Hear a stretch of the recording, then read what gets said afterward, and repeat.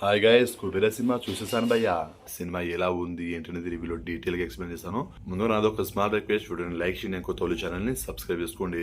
So main లీడ్లో Nagarjuna గారు, ధనుష్ గారు and Rashmika Mandanna గారు. శేఖర్ కమ్ముల గారి ఫిల్మ్. సినిమాలో నాకు నచ్చిన పాయింట్స్ అండ్ నచ్చినవి ఏంటో ఒక్కొక్కటిగా చెప్తాను. అండ్ స్పాయిలర్ అయితే చేయను. సో స్పాయిలర్ చేయడం నాకు ఇష్టం లేదు, అండ్ స్పాయిలర్ చేస్తే సినిమా చూసే ఇంట్రెస్ట్ మీకు ఉండదు. కాబట్టి స్పాయిలర్ లేకుండా ప్లస్ అండ్ మైనస్ అయితే మాట్లాడుకుందాం.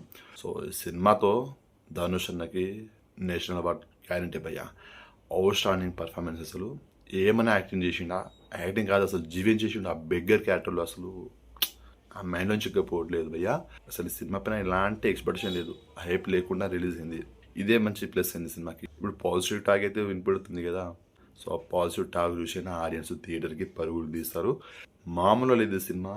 శేఖర్ కమ్ముల గారు ఎలా అయితే డిజైన్ చేశారో, ఏం చెప్పాలనుకున్నారు, ఎలా చూపించాలనుకున్నారో ప్రతిదీ క్లియర్గా బాగా ఎక్స్ప్లెయిన్ చేశారు. So hats off Sekhar Kammula గారికి. నాగార్జున గారి క్యారెక్టర్ బాగుంది, అలాగే రష్మిక మందన గారి క్యారెక్టర్ బాగుంది. ధనుష్ అన్న క్యారెక్టర్ నాకు గుర్తుండిపోతుంది. డిఎస్పీ బ్యాక్గ్రౌండ్ మ్యూజిక్ మాత్రం నెక్స్ట్ లెవెల్. అసలు బాగుంది భయ సినిమా, నాకైతే నచ్చింది. ఇంకా మైనస్ పాయింట్ విషయానికి వస్తే కొంచెం సినిమా లెంతీగా ఉన్న ఫీలింగ్ అయితే కలిగింది. సినిమా 3 hours రన్ టైము కాబట్టి కొంచెం అనిపించింది, కొంచెం లెంతీగా ఉన్న ఫీలింగ్ కలిగింది. ఇంకా కొన్ని చిన్న చిన్న మైనస్ పాయింట్స్ అయితే ఉంటుంది. అవి పెద్దగా చెప్పుకోదగ్గ పాయింట్స్ కూడా కావు. సో సినిమా మాత్రం బాగుంది భయ్య. సినిమాలో చాలానే ఉంది భయ్య, కానీ నేను అన్ని రివీల్ చేయట్లేదు. సో మీరు సినిమా చూశాక కామెంట్ అయితే చేయండి.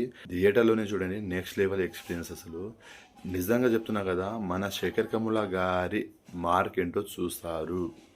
ఇది మాత్రం పక్కా సినిమా బ్లాక్ బస్టర్ హిట్. ఈ సినిమాకి నా rating 3.5 stars out of 5 stars.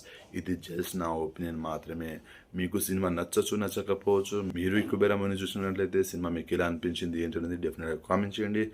నా రివ్యూ కనుక నచ్చినట్లయితే వీడియోని లైక్ చేయండి, షేర్ చేయండి, ఛానల్ని సబ్స్క్రైబ్ చేసుకోండి.